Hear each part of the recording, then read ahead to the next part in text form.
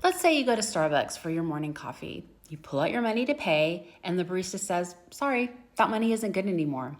Overnight, your dollar bills are useless, and the new currency is the only one that's valid.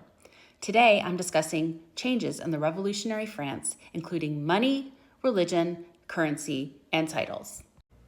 Hi, I'm Shana Galen. I'm the author of over 50 historical romances, and I've written a 4-book series featuring the fictional unsung heroines of the League of the Scarlet Pimpernel. It's called The Scarlet Chronicles, and in this video series, I'm taking you on a deep dive into the research that I did for this series. This is part 5 of everything you didn't know that you really wanted to know about the French Revolution. There were so many changes during the French Revolution, and many of those have endured until today. For example, the flag of France changed from a white background with gold fleur-de-lis to the revolutionary flag, which is still the French flag, by the way, and this is it behind me.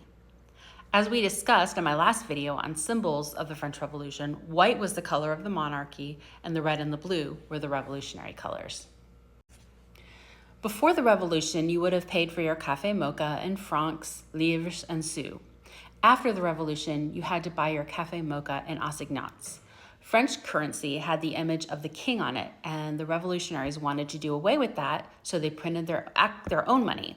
And I actually have an authentic assignat right here, so you can see what it looked like.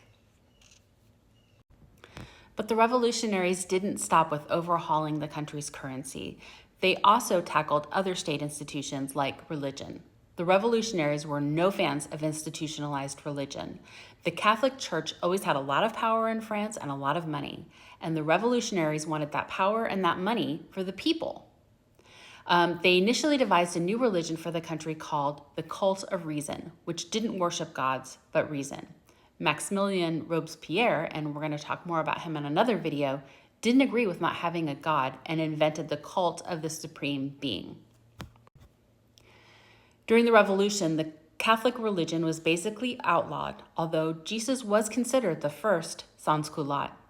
The churches were closed down and they were replaced by public festivals to honor the cult of the supreme being.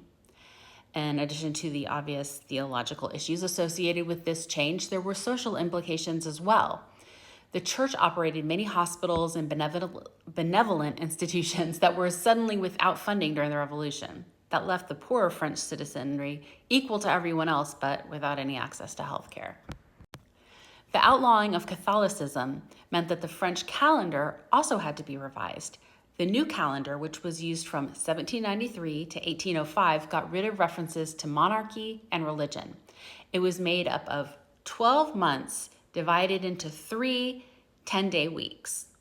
The Republican calendar began on the day the autumnal equinox occurred in Paris, which was somewhere around the 22nd to the 24th of September.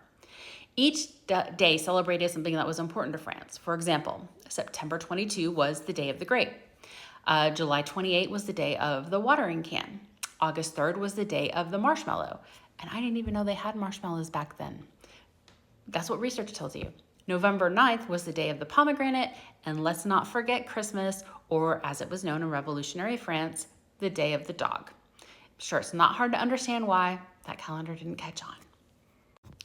The last topic today is titles. Before the Revolution, France was much like England in that it had nobility with titles like les marquis, les comtes, les ducs, and higher class people were referred to as monsieur or madame.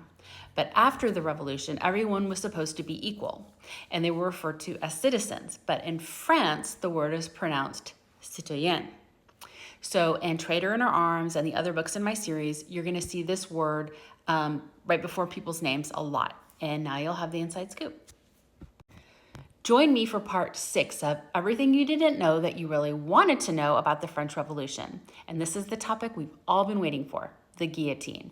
Facts and grisly information, including Madame Tussaud.